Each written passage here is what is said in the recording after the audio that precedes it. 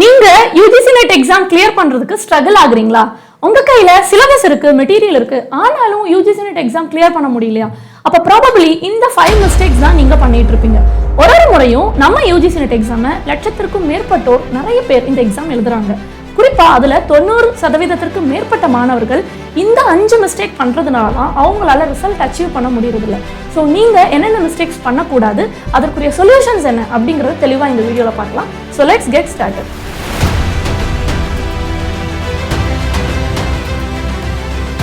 So first, நிறைய students ரொம்ப சீரியஸாக ப்ரிப்பேர் பண்ணுறதையும் ரொம்ப ரெகுலராக ப்ரிப்பேர் பண்ணுறதையும் பார்க்க முடியுது. ஆனால் அவங்கள்ட்ட இந்த வீக்கெண்ட்குள்ளே நீங்கள் என்னென்ன டாபிக்ஸ் கவர் பண்ணுவீங்க அப்படின்னு கேட்டால் அவங்களுக்கு அதில் ஒரு தெளிவான ஐடியா இல்லை. சரி, இது வரைக்கும் நீங்கள் என்ன டாபிக்ஸ் படிச்சிங்க அப்படின்னு கேட்டால் கூட அவங்களுக்கு அது சொல்ல தெரியல. So UGC NET exam preparation அப்படிங்கிறது நீங்கள் எவ்வளோ அதிகமாக படிக்கிறீங்க அப்படிங்கிறது கிடையாது. ஒரு புக்கை எடுத்துகிட்டு இந்த புக்கை ஃபுல்லாக உட்காந்து நான் படிக்க போகிறேன், அது கிடையாது UGC NET எக்ஸாம் ப்ரிப்பரேஷன். இதில் ரொம்ப ஸ்மார்ட் ஒர்க் தேவைப்படும். அதாவது நம்ம எக்ஸாமுக்கு என்னென்ன தலைப்புகள் தேவையோ அதை மட்டும்தான் நீங்கள் தேர்ந்தெடுத்து படிக்கணும். குறிப்பாக ஒரு ஷெட்யூல் மெயின்டைன் பண்ணி படிக்கணும். டைம் டேபிள் இல்லாமல் நீங்கள் படிக்க ஆரம்பிக்கிறது, ஒரு மேப் இல்லாமல் ஒரு இடத்துக்கு போய் சேரணும் அப்படின்னு நீங்கள் நினைக்கிற மாதிரி. ஒரு ஈஸியான பாதை இருக்கும்போது கூட நீங்கள் சுற்றி வளைச்சு போவீங்க. அதனால தான் உங்களுக்கு அங்கே ரிசல்ட் லேட் ஆகுது.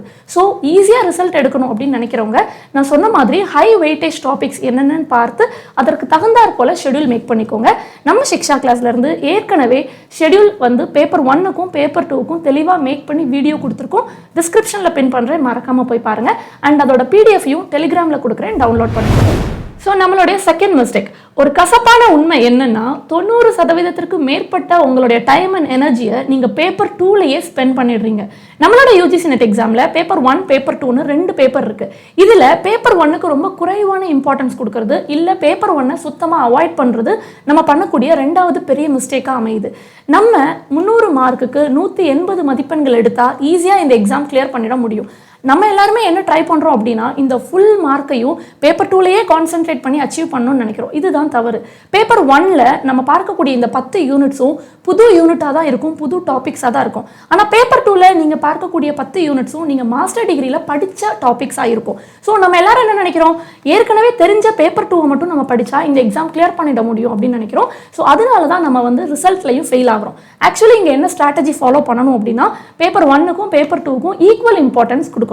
நம்ம இந்த 300 மார்க்குக்கு 180+ எடுத்தா ஈஸியா ரிசல்ட் அச்சீவ் பண்ண முடியும் அப்படிங்கிற பட்சத்துல ஒரு 100 மதிப்பெண் 110 மதிப்பெண் பேப்பர் 2ல இருந்து எடுத்துடலாம். அது மட்டும் இல்லாம ஒரு 70 to 80 மார்க்ஸ் பேப்பர் 1ல இருந்து எடுக்க முடியும். ஸோ இந்த மாதிரி ஈக்குவல் இம்பார்ட்டன்ஸ் கொடுத்தீங்க அப்படின்னா ஒரு ஆவரேஜா ப்ரிப்பேர் பண்ற ஸ்டூடெண்டால கூட ரொம்ப ஈஸியா நம்மளால ரிசல்ட் எடுக்க முடியும். ஸோ இந்த பேப்பர் 1 தான் நான் சொன்ன மாதிரி உங்களோட ரேங்கை டிசைட் பண்ணக்கூடிய பேப்பர். நீங்க நெட் கிளியர் பண்ண போறீங்களா, PhD அச்சீவ் பண்ண போறீங்களா, JRF அச்சீவ் பண்ண போறீங்களா, ஸோ இது எல்லாத்தையும் டிசைட் பண்ணக்கூடிய பேப்பர் 1 தான். ஸோ அதுக்கு நீங்கள் ஈக்குவல் இம்பார்ட்டன்ஸ் கொடுக்கணும். பேப்பர் 1ல் நீங்கள் என்னென்ன டாபிக்ஸ் முக்கியமாக படிக்கணும் அப்படிங்கிறத பற்றி ஏற்கனவே தெளிவாக வீடியோ மேக் பண்ணியிருக்கோம். ஸோ அந்த வீடியோலாம் டிஸ்கிரிப்ஷனில் நான் பின் பண்ணுறேன், மறக்காமல் பாருங்கள். கூடுதலாக ஒரு முறையும் வெபினார் அண்ட் கிராஷ் கோர்ஸ் நம்ம கண்டக்ட் பண்ணுறோம், அதோட டீட்டெயில்ஸும் நான் description. Mistake number 3, not solving PYQ. Previous year question தான் பிக்கஸ்ட் கேம் சேஞ்சர் அப்படிங்கிறத நீங்கள் புரிஞ்சுக்கணும். ஒரு முறையும் இந்த PYQவை நீங்கள் அனலைஸ் பண்ணும்போது தான் எக்ஸாமோடைய difficulty level, pattern and also key area, எந்த டாபிக்ஸ்க்கு நீங்கள் முக்கியத்துவம் கொடுத்து படிக்கணும் அப்படிங்கிறது தெரிய வரும். ஸோ நம்மளோட ப்ரீவியஸ் இயர் கொஸ்டின் தான் அடுத்து வரப்போகிற எக்ஸாமுக்குரிய கண்ணாடி மாதிரி அதை பிரதிபலித்து காட்டும். அண்ட் கண்டிப்பாக அட்லீஸ்ட் ஒரு last 5 years previous year question நீங்கள் சால்வ் பண்ண வேண்டியது ரொம்பவே அவசியம். அப்போ தான் எக்ஸாமோட ட்ரெண்டை புரிஞ்சு ஈஸியாக ரிசல்ட் எடுக்க முடியும்.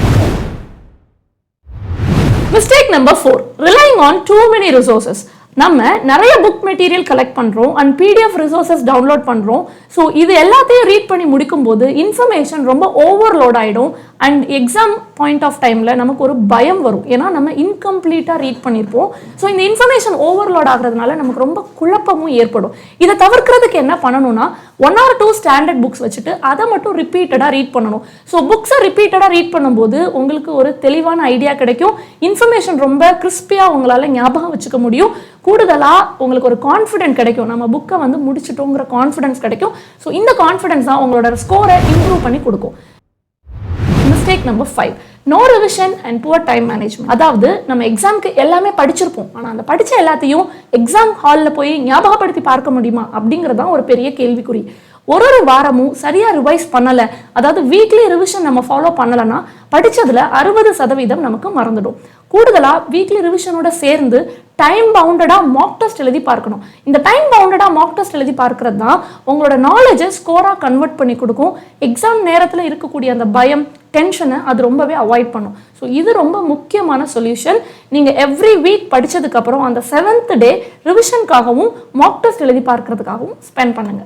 UGC NET Aspirants பண்ற டாப் 5 மிஸ்டேக்ஸ் என்ன, அதை எப்படி அவாய்ட் பண்ணணும் அப்படின்னு தெளிவாக இந்த வீடியோவில் கொடுத்துருக்கேன். ஸோ கண்டிப்பாக இந்த மிஸ்டேக்ஸை அவாய்ட் பண்ணிட்டு UGC NET ரிப்பீட்டர்ஸாக இல்லாமல் UGC NET அச்சீவர்ஸாக வாங்க. All the very best for your examination. உங்களுக்கு வேற ஏதாவது டவுட் இருந்தாலும் கமெண்ட் செக்ஷனில் தெரிவிங்க.